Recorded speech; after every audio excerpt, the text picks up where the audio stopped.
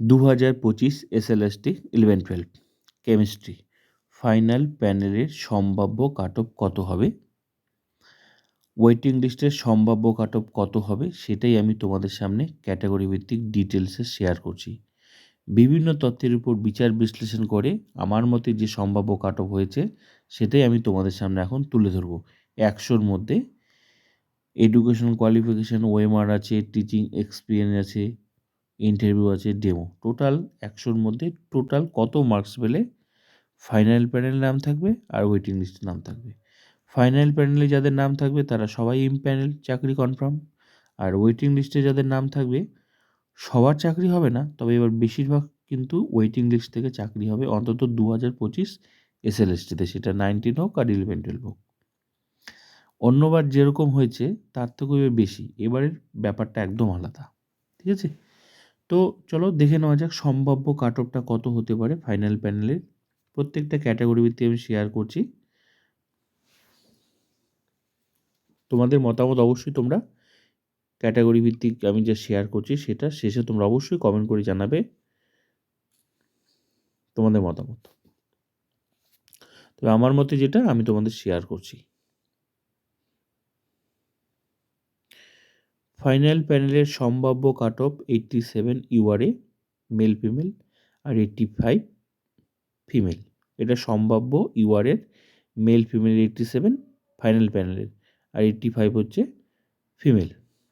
এর বাইরে যারা সম্ভাব্য ওয়েটিং লিস্ট, প্রথম সারিতে যারা থাকবে বেশিরভাগই চাকরি হবে আশা করা যায়।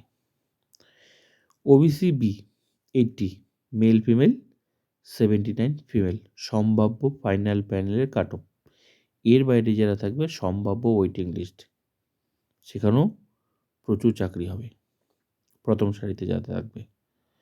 ওবিসি এ 80 মেল ফিমেল 79, এটাও এই স্কোরটা থাকলে ফাইনাল প্যানেলের নাম থাকবে আশা করা যায় আমার মতে। সম্ভাব্য কাট অফ, এর বাইরে যারা থাকবে তারা ওয়েটিং লিস্টের প্রথম সারিতে, সেখানেও প্রচুর চাকরি হবে কিন্তু একটু পরে, আগে ফাইনাল প্যানেলে কাউন্সেলিং, তারপর ওয়েটিং লিস্টের কাউন্সেলিং। এসসি 77 আর 70 ফাইনাল প্যানেলের সম্ভাব্য কাট অফ এটা, এর বাইরে যারা সেটা হচ্ছে ওয়েটিং লিস্টের সম্ভাব্য কাট অফ। এসটি 50 ধরো, এসটি 50 হলেই ফাইনাল প্যানেলে আসা যাবে। ইডাব্লিউএস এটাও 70 হলেই score, OMR, education qualification, viva, interview মিলে 70 হলেই এটাও কিন্তু ফাইনাল প্যানেলে আসা যাবে, এর বাইরে যারা ওয়েটিং লিস্টে।